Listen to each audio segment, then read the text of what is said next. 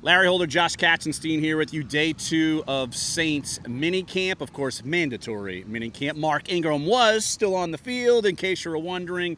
But look, my observation, and it's going to be the lead observation of my story at NOLA.com, are the lack of superstar receivers, the lack of household name receivers, the lack of receivers that have ever been on a 53-man roster that Drew Brees was throwing to during first-team drills, because you saw a lot of guys out there who were out there and yet just on the side and not going through team drills, 7-on-7s, you name it.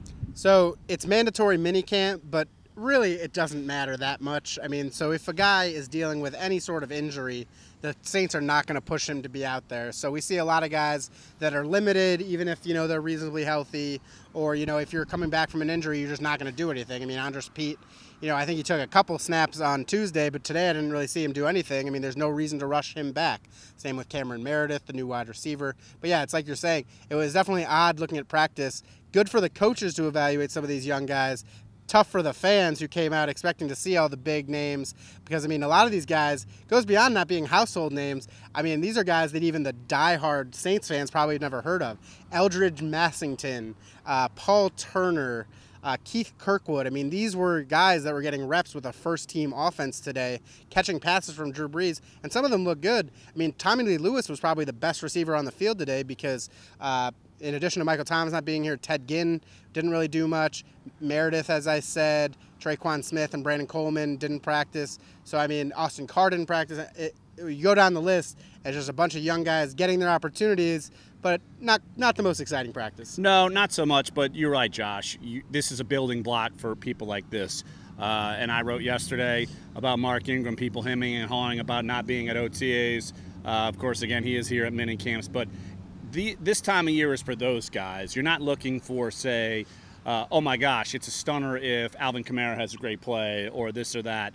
You're looking for the guys who are under the radar who are trying to make a roster. Also, just one aspect, we keep talking about it, and it's going to be a continuing storyline, the linebackers. You saw a lot of different guys with the ones. You saw Manti Te'o, Alex Anzalone, Jaron Elliott was with the ones, and then you saw the people who you might assume would be with the ones playing with the twos, say a Demario Davis and A.J. Klein.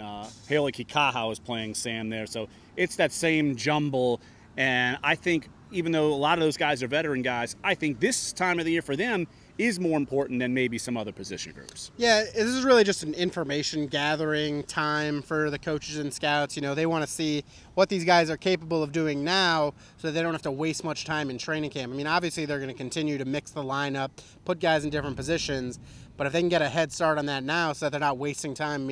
If Demario Davis, doesn't fit on the weak side, they're not just going to keep putting him out there for the first 2 weeks of training camp. So, yeah, it's just the focus right now is everyone learning the playbook, showing what they can do, especially the young guys, and then just getting out of here as healthy as possible so that they can all be 100% when training camp starts next month. All right, I'm going to assume it's going to be a limited practice tomorrow. It's going to be open to the public, assuming the weather stays sunny and bakey, I guess, if that's even a real word. But I don't think it is. I don't think it is, but I make up things all the time. Words, at least, not news, right? So, anywho, if you're planning on coming out here, it's probably going to be a limited practice, but tomorrow's session, they'll get it done, get out, and we won't see them until the end of July for training camp. So, yeah, I'm sure it's been a productive off-season for this group, but I'm sure they're ready to be schools out for the summer.